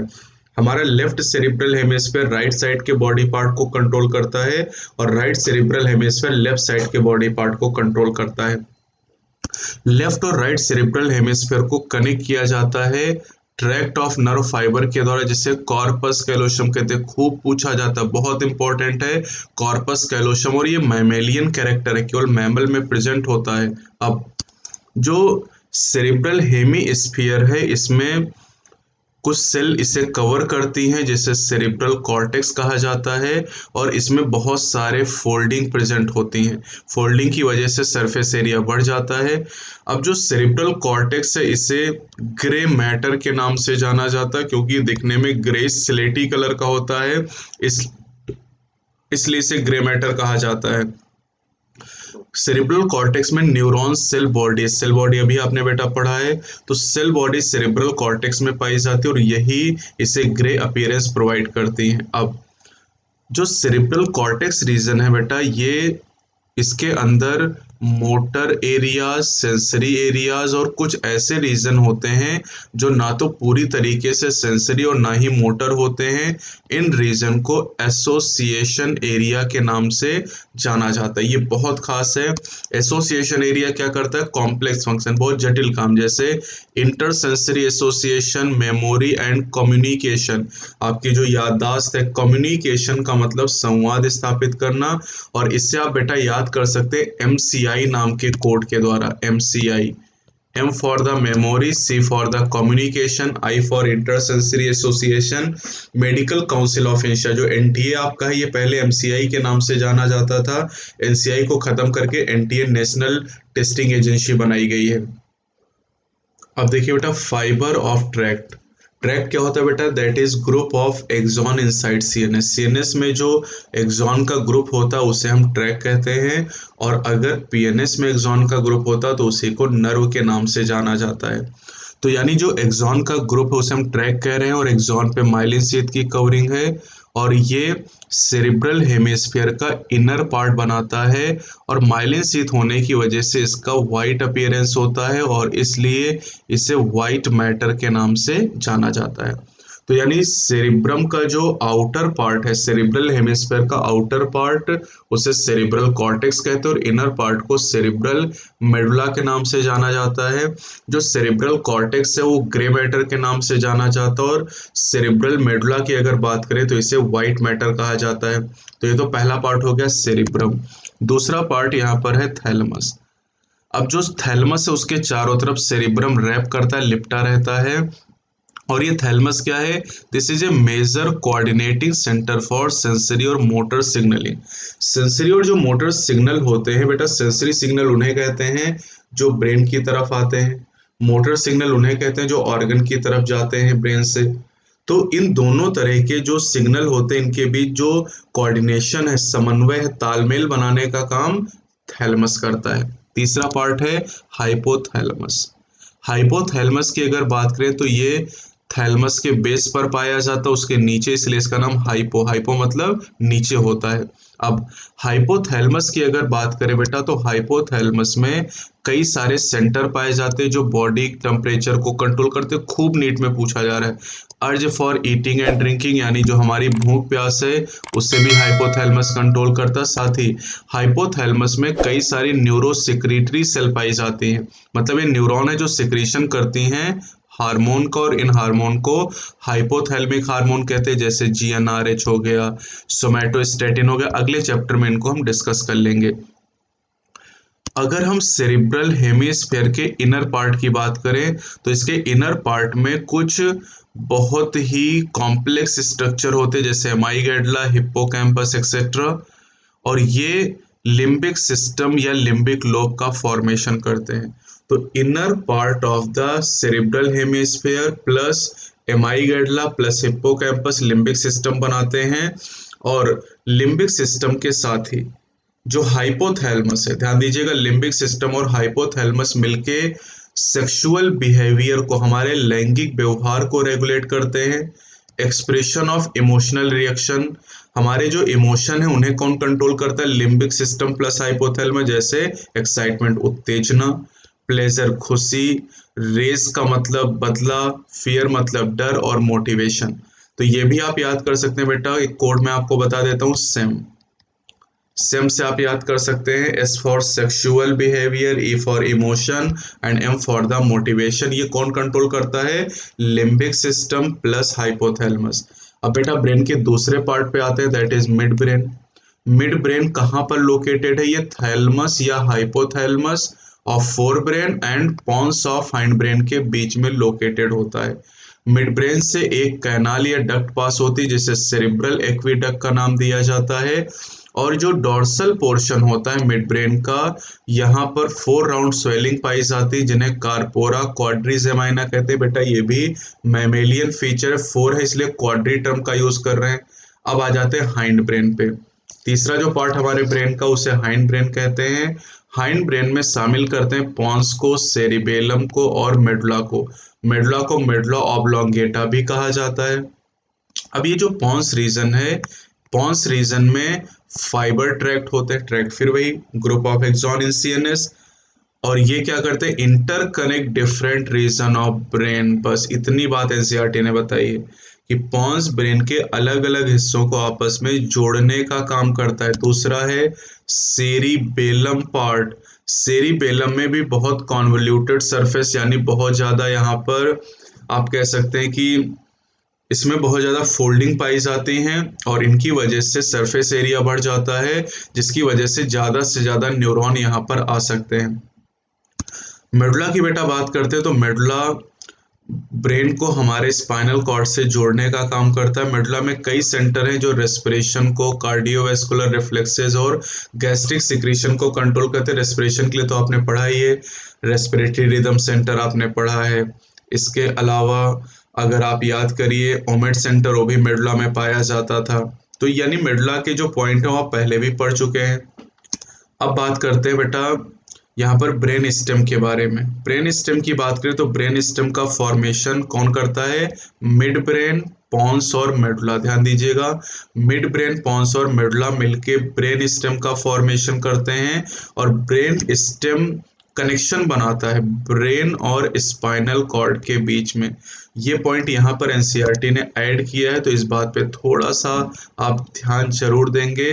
तो बेटा ये ब्रेन के तीनों पार्ट आपको यहाँ पर बता दिए गए। चलिए बेटा अगला पार्ट यहाँ पर है reflex action and reflex arc. जैसे कभी कभी क्या होता है कि हमारा जो हाथ है किसी बहुत गर्म चीज से या ठंडी चीज से या नुकीली चीज से टच कर जाता है, तो हमारा हाथ तेजी से दूर हट जाता है अपने आप, हम कोई कोशिश नहीं करते हैं। इसी को हम रिफ्लेक्स एक्शन के नाम से जानते हैं।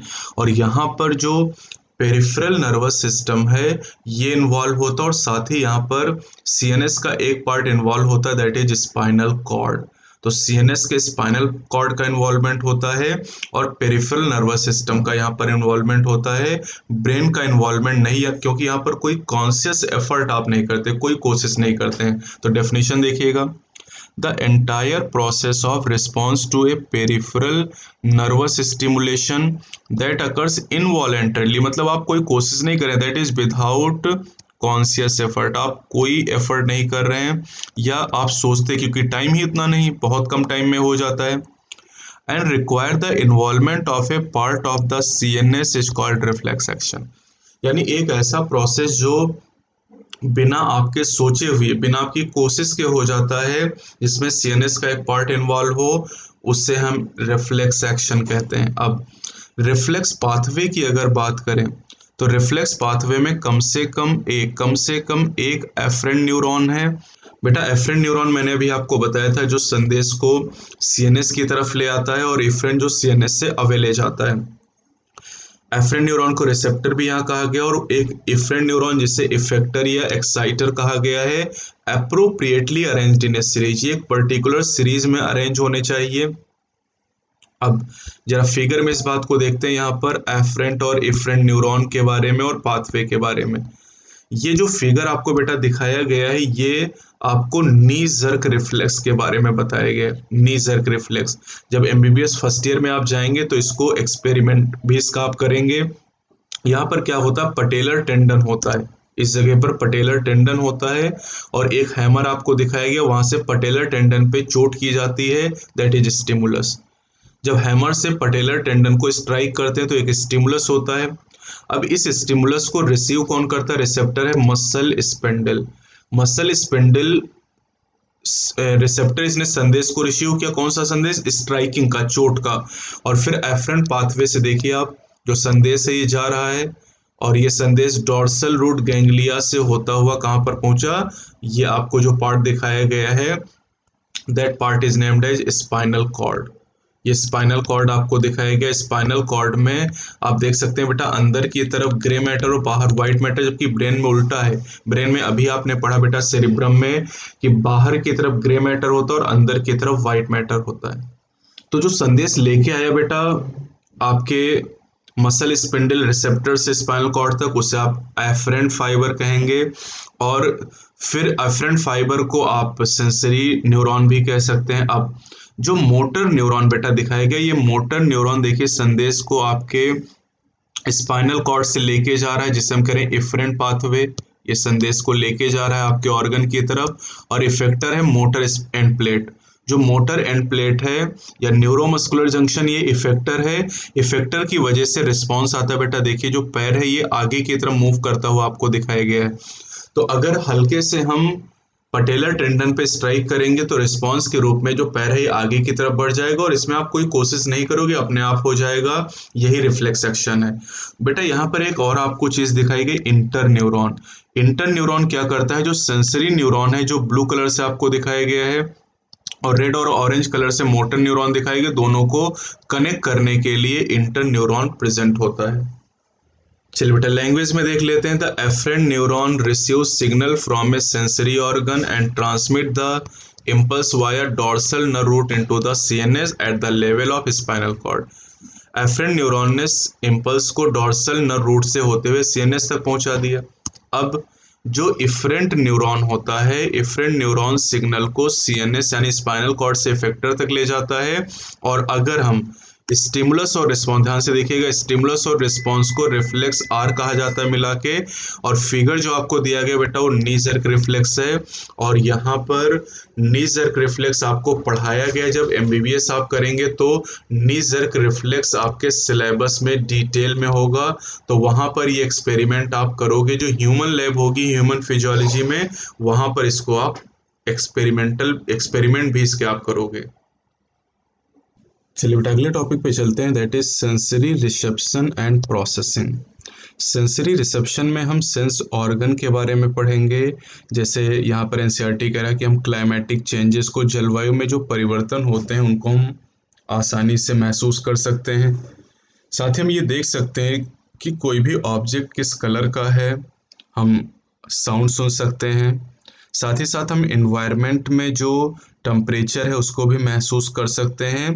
तो इसके लिए हमारी बॉडी में अलग अलग तरह के सेंसरी ऑर्गन पाए जाते हैं, जो इन्वायरमेंट में जितने भी चेंज हो रहे हैं उनको डिटेक्ट कर सकते हैं, और साथ ही साथ सिग्नल हमारे सीएनएस को भेजते हैं, और सीएनएस में इन सिग्नल की प्रोसेसिंग और एनालिसिस की जाती है।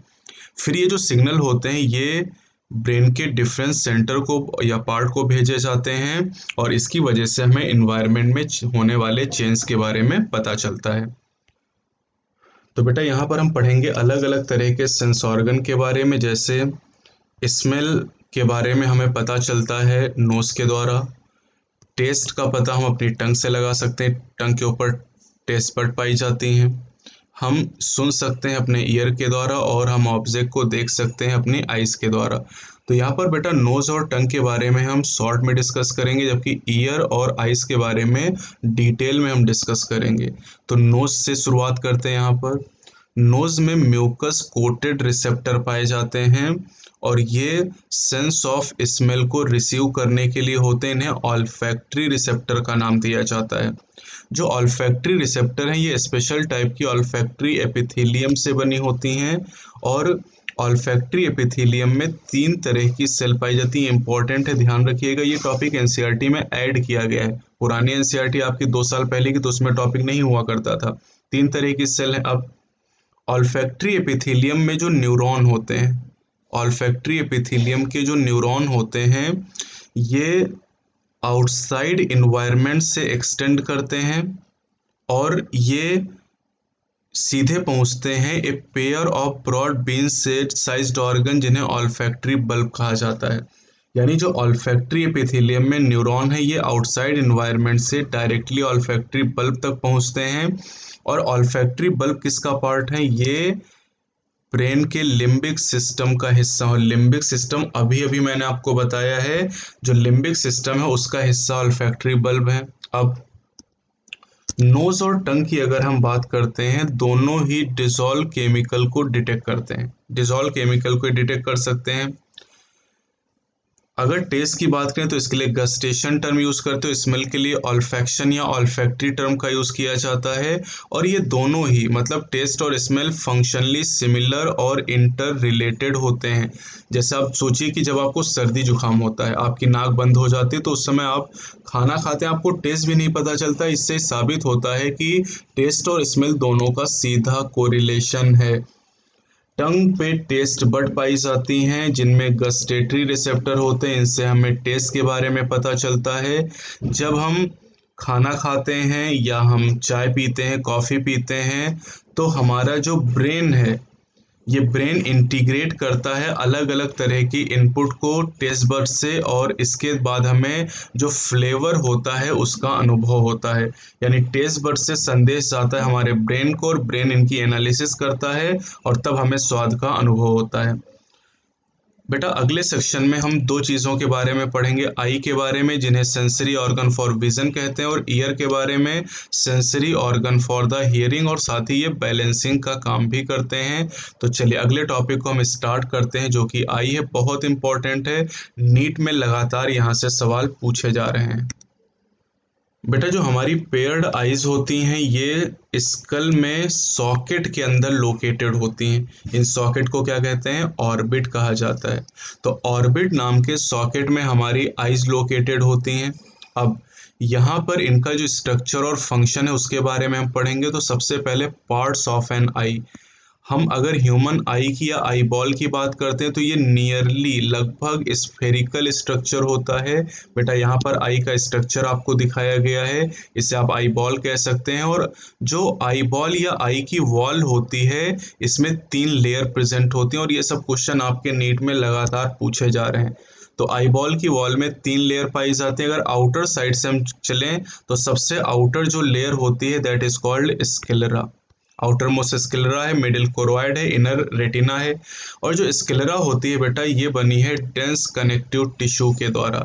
कनेक्टिव टिश्यू होते हैं loose connective tissue, dense connective tissue और स्पेशलाइज कनेक्टिव टिश्यू। अब जो इस स्क्लेरा का इंटीरियर पार्ट है, ध्यान से सुनिएगा, interior portion of sclera is called cornea.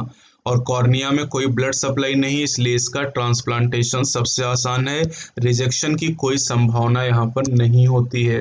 तो interior part of sclera is called cornea. अब मिडिल लेयर पे बेटा चलते हैं। मिडिल लेयर को कोरोइड कहा जाता है। कोरोइड के अंदर ब्लड वेसल प्रेजेंट होती हैं। इसके अलावा ब्लड वेसल होने की वजह से इनका कलर ब्लूइश होता है। बेटा जो कोरोइड लेयर होती है ये posterior to third part of eye ball पे थिन होती है, लेकिन एंटीरियर पार्ट पे ये थिक हो जाती है। एंटीरियर पार्ट पे थिक हो जाती है और सीलरी बॉडी का फॉर्मेशन करती है। अब आपको स्ट्रक्चर यहाँ फिगर में भी दिखाया गया बेटा। आप अगर इस फिगर को देखेंगे यहाँ पर आपको तीनों लेयर दिखाई गई हैं। मैं आपको थोड़ा सा दिखाता हूँ। यहाँ पर जैसे स्क्लेरा है, आउटर मोस्ट, फिर कोरोइड और फिर रेटिना है। अब जो कोरोइड है इसका इंटीरियर पार्ट जो होता है ये सीलरी बॉडी बनाता है, और जो सीलरी बॉडी यहाँ से लेके यहाँ तक का पार्ट सीलरी बॉडी है। और सीलरी बॉडी बेटा आगे की तरफ एक्सटेंड होके जो स्ट्रक्चर बनाते हैं उसे आइरिस का नाम दिया जाता है। तो चलिए द सीलरी बॉडी, आगे बढ़ते हैं। देखिए ciliary body itself continues forward to form a pigmented and opaque structure called iris, and iris is the, बहुत important, iris is the visible colored portion of the eye। हमारी आई का जो visible coloured portion होता है उसे iris का नाम दिया जाता है। अब इस आई बॉल में एक ट्रांसपेरेंट और क्रिस्टलाइन लेंस प्रेजेंट होता है, और इस लेंस को उसकी जगह पर रोकने का काम करते हैं ligament attach to ciliary body. आप चाहें तो फिगर में भी देख सकते हैं बेटा। यहाँ पर जो फिगर आपको दिया है एनसीईआरटी ने उसमें आप देख सकते हैं कि ये बाई कॉन्वेक्स लेंस है, और ये लेंस आइरिस से आप देखें अटैच है, और आइरिस से इसको अटैच करने का काम कौन करता है, लिगामेंट होते हैं जो सीलरी बॉडी और लेंस को अटैच करते हैं। ये यहाँ पर लिगामेंट होते हैं, सस्पेंसरी लिगामेंट इन्हें कहा जाता है। और इन लिगामेंट के द्वारा जो सीलरी बॉडी होती है वो लेंस को उसकी पोजीशन पर मेंटेन रखने का काम करती है। अब लेंस के सामने जो अपर्चर होता है जो आइरिस से सराउंड होता है उसे प्यूपिल या पुतली के नाम से जाना जाता है। और ये जो प्यूपिल का डायामीटर, ध्यान से देखिएगा, diameter of प्यूपिल is regulated by muscle fibre of iris.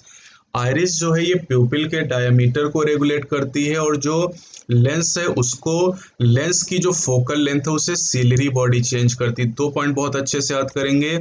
Lens की फोकल लेंथ को कौन चेंज करता है, सीलरी बॉडी, और जो प्यूपिल का डायमीटर है उसे कौन रेगुलेट करता है, आइरिस रेगुलेट करता है। अब इनर मोस्ट लेयर की बात करते हैं बेटा। सबसे जो इनर लेयर है दैट इज रेटिना, और रेटिना में 3 लेयर पाई जाती हैं न्यूरल सेल की। अगर हम इन साइड से आउटसाइड चलें तो गैंग्लियन सेल, बाइपोलर सेल और फोटो रिसेप्टर सेल है, लेकिन आप आउटसाइड से हमेशा याद करिएगा। मैंने हमेशा कहा है एनसीईआरटी में कोई भी सीक्वेंस अगर आपको याद करना है तो आप आउटर से याद करोगे। तो फोटो रिसेप्टर सबसे बाहर है, then bipolar and then ganglion cell है, तो यही सीक्वेंस याद करिएगा। अब जो सबसे बाहर फोटो रिसेप्टर सेल है, ये 2 तरह की फोटो रिसेप्टर सेल पाई जाती हैं। एक को रॉड कहा जाता है, दूसरे को कोन कहा जाता है। और इन रॉड और कोन के अंदर लाइट सेंसिटिव प्रोटीन पाए जाते हैं जिन्हें फोटो पिगमेंट कहा जाता है।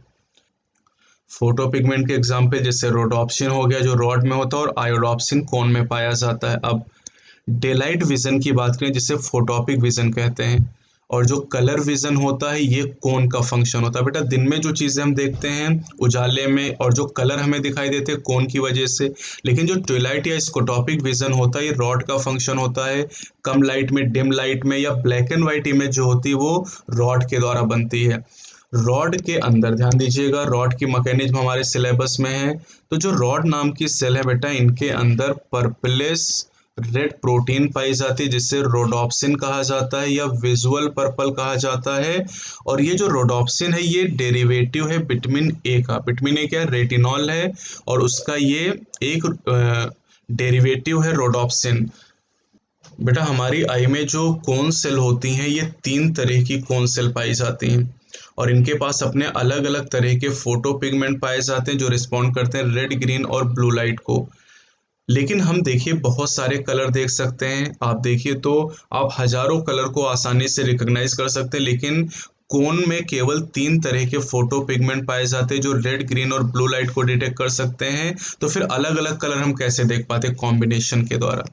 ये जो रेड, ग्रीन और ब्लू कोन होती हैं इनके अलग अलग कॉम्बिनेशन के द्वारा हम अलग अलग तरह के वेरियस कलर को रिकॉग्नाइज कर सकते हैं, पहचान सकते हैं। और अगर तीनों तरह की कोन, अगर रेड, ग्रीन और ब्लू फोटो पिगमेंट वाली कोन बराबर मात्रा में स्टिमुलेट हो जाए तो हमें वाइट कलर नजर आएगा। चलिए अब देखते हैं। अब अगला पॉइंट बहुत खास है बेटा। देखिए जो ऑप्टिक नर्व है, ऑप्टिक नर्व आई के बाहर निकलती हैं और रेटिनल ब्लड वेसल एंटर करती हैं आई में posterior pole of eye ball से, और जहां से ऑप्टिक नर्व बाहर जाती हैं रेटिनल ब्लड वेसल अंदर आती हैं, उस पॉइंट पर फोटो रिसेप्टर सेल एब्सेंट होती हैं और इस रीजन को ब्लाइंड स्पॉट कहा जाता है।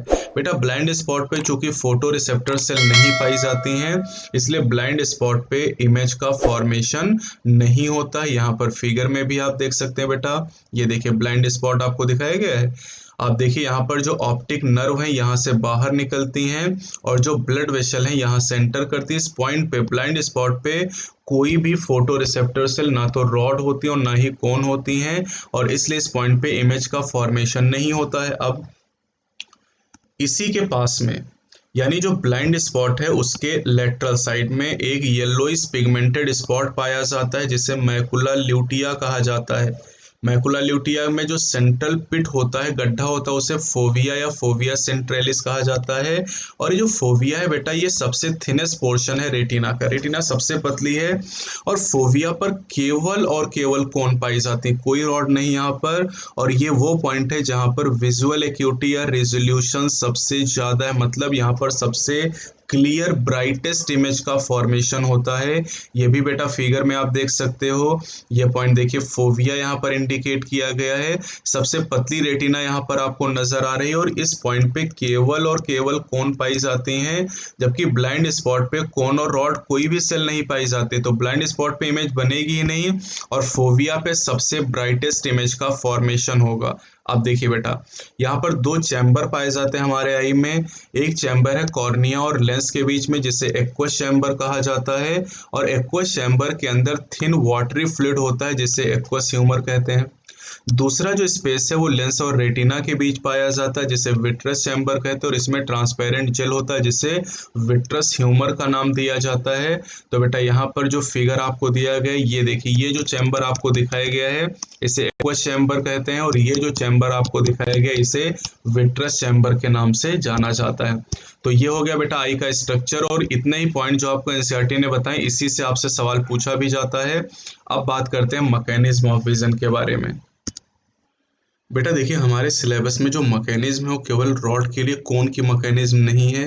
तो हम रॉड में पाए जाने वाले फोटो सेंसिटिव कंपाउंड यानी फोटो पिगमेंट की बात करेंगे। बेटा अभी हमने पढ़ा था कि रॉड में जो फोटो पिगमेंट होता है उसका नाम रोडोप्सिन, और ये 2 चीज़ों से बना है। एक इसमें ऑप्सिन नाम की प्रोटीन होती है और एक रेटिनल नाम का एल्डिहाइड होता है, और ये एल्डिहाइड विटामिन ए का है। बेटा विटामिन ए का नाम क्या है? रेटिनॉल। और एल्डिहाइड, ऑल देखिए अल्कोहल है और अल लगा है तो ये एल्डिहाइड हो जाएगा। अब जब रॉड के ऊपर लाइट पड़ती है तो लाइट पड़ने से जो रोडोप्सिन में रेटिनल और ऑप्सिन है ये दोनों पार्ट एक दूसरे से डिसोसिएट हो जाते हैं, अलग हो जाते हैं, और इनके अलग होने की वजह से ऑप्सिन प्रोटीन में कन्फर्मेशनल चेंजेस होते हैं, उसका स्ट्रक्चर बदल जाता है। इस स्ट्रक्चर के बदलने की वजह से जो रॉड सेल है इनकी जो सेल मेम्ब्रेन है उसकी परमेबिलिटी चेंज हो जाती है। याद है बेटा नर्व इंपल्स कंडक्शन में आपने पढ़ा था। और ये रॉड और कोन क्या है? ये न्यूरल सेल ही तो है। आप देखिए जरा यहाँ पर ध्यान दीजिए, अगर आपने ध्यान नहीं दिया है। आपको यहाँ पर एनसीईआरटी ने लिख के बताया है कि जो 3 तरह की सेल रेटिना में पाई जाती हैं। ये एक्चुअली क्या है, न्यूरल सेल है। तो फोटो रिसेप्टर सेल रॉड और कोन क्या है, न्यूरल सेल है। तो अगर ये न्यूरॉन है रॉड और कोन, तो इसका मतलब है कि इनमें एक्सॉन भी पाया जाएगा। और एक्सॉन में अगर परमेबिलिटी चेंज होगा तो इसका मतलब सोडियम आयन के लिए परमेबिलिटी बढ़ेगी, और इसकी वजह से यहाँ पर क्या होगा, potential differences generated in photo receptor cell, यानी रॉड के अंदर पोटेंशियल डिफरेंस जनरेट हो जाएगा। क्या कहेंगे इसे, एक्शन पोटेंशियल। अब ये जो पोटेंशियल डिफरेंस है ये एक सिग्नल प्रोड्यूस करेगा, और ये सिग्नल एक्शन पोटेंशियल जनरेट करेगा कहाँ पर, गैंग्लियन सेल के अंदर बाइपोलर सेल से होते हैं। देखिए फोटो रिसेप्टर सेल में जो पोटेंशियल डिफरेंस जनरेट हुआ, इससे बाइपोलर सेल के थ्रू होते हुए गैंग्लियन सेल के अंदर सिग्नल जनरेट हो गया। अब ये जो एक्शन पोटेंशियल है, जो एक्शन पोटेंशियल गैंग्लियन सेल के अंदर जनरेट हुआ, अब गैंग्लियन सेल कनेक्ट है किससे, ऑप्टिक नर्व से।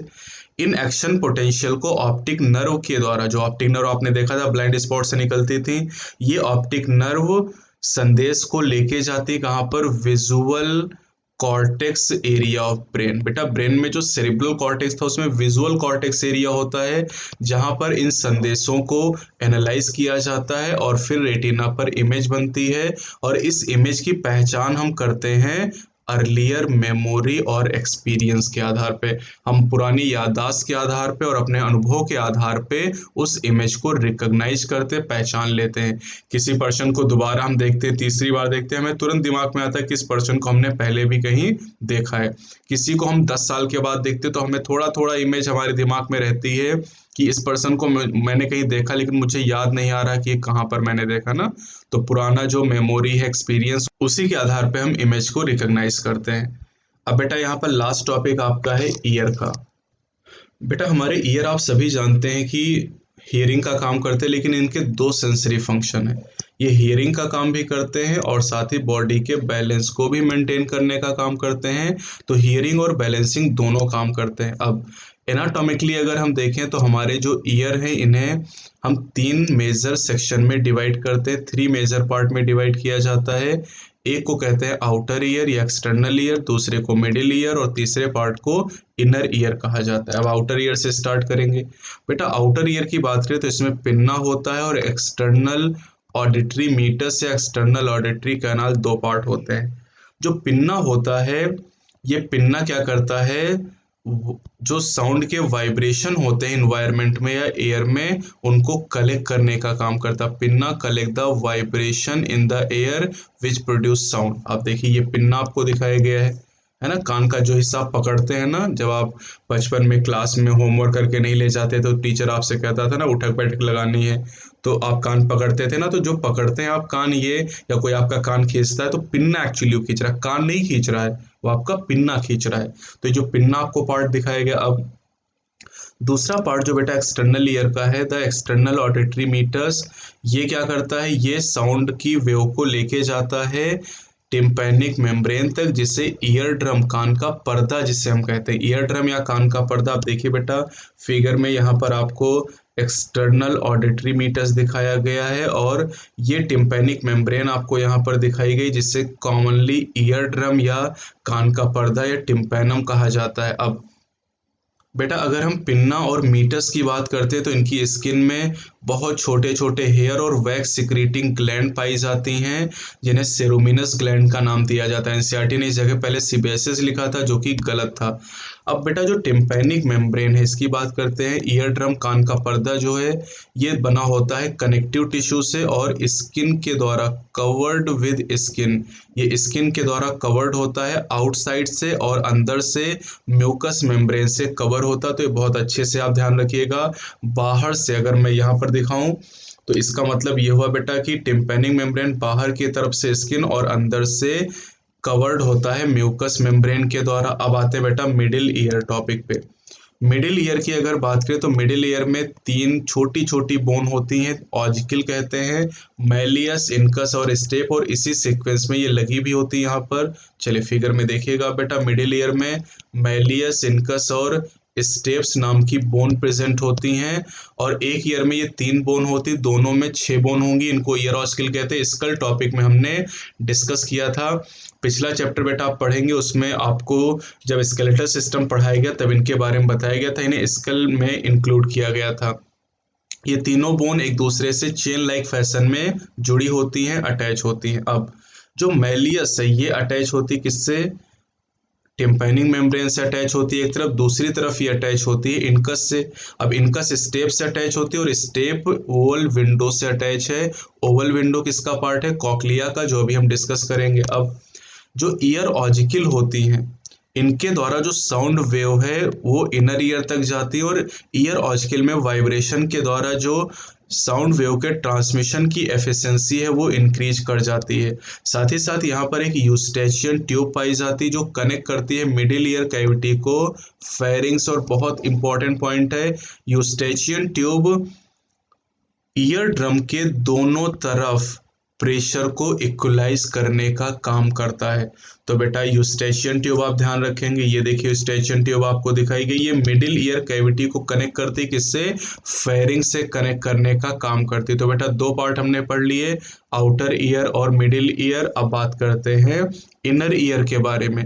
जो इनर ईयर है वो फ्लूइड फिल्ड होता है, जिसे लैबिरिंथ कहा जाता है। और लैबिरिंथ के बेटा 2 पार्ट होते हैं, एक को कहते हैं बोनी लैबिरिंथ और दूसरे को मेम्ब्रेनस लैबिरिंथ कहा जाता है। जो बोनी लैबिरिंथ होता है ये एक चैनल है, आप कह सकते हैं सीरीज ऑफ चैनल। और जो बोनी लैबिरिंथ है इसके अंदर मेम्ब्रेनस लैबिरिंथ पाया जाता है। और जो मेम्ब्रेनस लैबिरिंथ है ये सराउंड होता है पेरिलिम्फ से। ध्यान दीजिएगा, बोनी लैबिरिंथ के अंदर पेरिलिम्फ है और इसी पेरिलिम्फ के अंदर मेम्ब्रेनस लैबिरिंथ पाया जाता है। तो मेम्ब्रेनस लैबिरिंथ के चारों तरफ क्या हो गया? पेरिलिम्फ हो गया। लेकिन मेम्ब्रेनस लैबिरिंथ के अंदर क्या है? ये फिल्ड होता है एंडोलिम्फ के द्वारा। आप ऐसे समझिएगा इसे, ये पेरिलिम्फ आपको दिखाया गया है, इसको आप मान लीजिए दैट इज बोनी लैबिरिंथ। ये बोनी लैबिरिंथ है। ये जो पार्ट आपको दिखाया गया दैट इज मेम्ब्रेनस लैबिरिंथ। अब बोनी लैबिरिंथ के अंदर जो फ्लूइड है दैट इज कॉल्ड पेरिलिम्फ, इसे आप कहते हैं पेरिलिम्फ। और जो मेम्ब्रेनस लैबिरिंथ के अंदर फ्लूइड है इसे क्या कहते हैं? एंडोलिम्फ कहते हैं। तो आप देखिए जरा, बोनी लैबिरिंथ के अंदर क्या भरा हुआ है? पेरिलिम्फ। और मेम्ब्रेनस लैबिरिंथ के अंदर क्या है? एंडोलिम्फ। लेकिन मेम्ब्रेनस लैबिरिंथ के सराउंडिंग में क्या है? पेरिलिम्फ। वही बात यहाँ पर लिखी हुई है। अब देखिए बेटा, जो मेम्ब्रेनस लैबिरिंथ का कॉइल पोर्शन होता है उसे कॉक्लिया कहते हैं। Cochlea is coil portion of the membranes labyrinth. और इस कॉक्लिया की जो मेम्ब्रेन होती हैं, क्योंकि कॉक्लिया मेम्ब्रेनस लैबिरिंथ का हिस्सा है, तो इसकी जो मेम्ब्रेन होती हैं रेजिनर मेम्ब्रेन और बेसिलर मेम्ब्रेन। रेजिनर मेम्ब्रेन रूप बनाती, बेसिलर मेम्ब्रेन बेस बनाती कॉक्लिया का। ये पेरिलिम्फ को 2 हिस्सों में डिवाइड करती है, अपर स्कैला वेस्टिबुलाई और लोअर स्कैला टिम्पेनाई। बहुत अच्छे से याद करिएगा। रेजिनर और बेसिलर मेम्ब्रेन जो होती हैं बेटा, ये पेरिलिम्फ को 2 हिस्सों में डिवाइड करती है, अपर स्कैला वेस्टिबुलाई, लोअर स्कैला टिम्पेनाई। और कॉक्लिया के अंदर जो स्पेस होता है, ध्यान दीजिएगा, कॉक्लिया के अंदर जो स्पेस होता है that is named as scala media, और इसमें एंडोलिम्फ होता है। जरा फिगर पे नजर डालते हैं। यहाँ पर फिगर बहुत इंपॉर्टेंट, आपके नीट में पूछा भी जा चुका है बेटा। ये देखिए रेजिनर मेम्ब्रेन, यहाँ पर ये बेसिलर मेम्ब्रेन आपको दिखाई दे रही है, और ये देखिए ये है स्कैला वेस्टिबुलाई, ये है स्कैला मीडिया वाला पार्ट, और ये है स्कैला टिम्पेनाई का पार्ट। क्लियर? अब स्कैला वेस्टिबुलाई में पेरिलिम्फ भरा हुआ है, स्कैला टिम्पेनाई में पेरिलिम्फ भरा हुआ, और स्कैला मीडिया में एंडोलिम्फ पाया जाता है। तो इतनी बात हमने कर ली। अब आगे बढ़ते हैं। और अब बेटा यहाँ पर क्या करें? At the base of cochlea the scala vestibuli end into the oval window while the scala tympani terminate at the round window which open to the middle ear। यानी मिडिल ईयर और बेटा इनर ईयर के बीच में 2 window हैं, round window और Oval window. Oval window Scala vestibuli में open करता है, और जो राउंड विंडो होता है ये स्केला टिम्पेनाई में ओपन करता है। चलिए अब आगे बढ़ते हैं। अगर आपको मैं एक फिगर और दिखाऊं जो पहले से यहाँ पर एनसीईआरटी ने दिया है, इसको भी आप देख लीजिएगा। यहाँ पर ये देखिए बेटा, यहाँ पर आपको लिख के दिया गया ना कि स्टेप इन ओवल विंडो। तो जो ओवल विंडो है यहाँ एक मिडिल ईयर से स्टेप कनेक्ट होती है, और इधर से आप देखेंगे तो स्केला जो वेस्टिबुलाई है ये ओवल विंडो में ओपन हो रही है। तो ये फिगर बेटा अब पूछा गया है, जो यहाँ पर कॉकलिया का स्ट्रक्चर आप पढ़ रहे हैं। अब देखिए बेटा अगला स्ट्रक्चर यहाँ पर है ऑर्गन ऑफ कॉर्टी। अब देखिए ऑर्गन ऑफ कॉर्टी की खोज अल्फांसो कॉर्टी ने की थी। ये मैंने डाइजेशन वाले चैप्टर की शुरुआत में आपको बता दिया था। ऑर्गन ऑफ कॉर्टी बैसिलर मेम्ब्रेन के ऊपर प्रेजेंट होता है और इसमें हेयर सेल पाई जाती है जो ऑडिटरी रिसेप्टर की तरह काम करती है। ऑडिटरी रिसेप्टर मतलब ये साउंड वेव को रिसीव करने का काम करती है। आप देखिए बेटा यहाँ पर ये बैसिलर मेम्ब्रेन आपको दिखाई गई, यहाँ पर ये बैसिलर मेम्ब्रेन, और इस बैसिलर मेम्ब्रेन के ऊपर ये जो स्ट्रक्चर आपको दिखाया गया देखिए दैट इज ऑर्गन ऑफ कॉर्टी यहाँ पर दिखाया गया। अब ऑर्गन ऑफ कॉर्टी के ऊपर एक मेम्ब्रेन यहाँ पर और दिखाई गई दैट इज टेक्टोरियल मेम्ब्रेन। तो टेक्टोरियल मेम्ब्रेन ऑर्गन ऑफ कॉर्टी में ऊपर है और नीचे की तरफ क्या है, बेस की तरफ बैसिलर हो जाएगी। आसान है याद करना, कोई कंफ्यूजन यहाँ पर नहीं होगा अगर थोड़ा सा आप यहाँ पर ध्यान देंगे।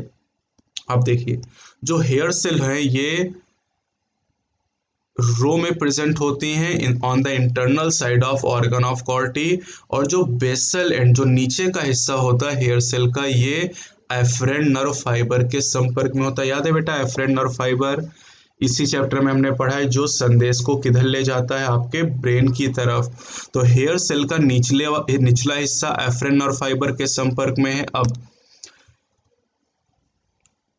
हेयर सेल के एपिकल पार्ट से बहुत से छोटे छोटे प्रोसेस निकलते हैं जिन्हें स्टीरियोसिलिया का नाम दिया जाता है।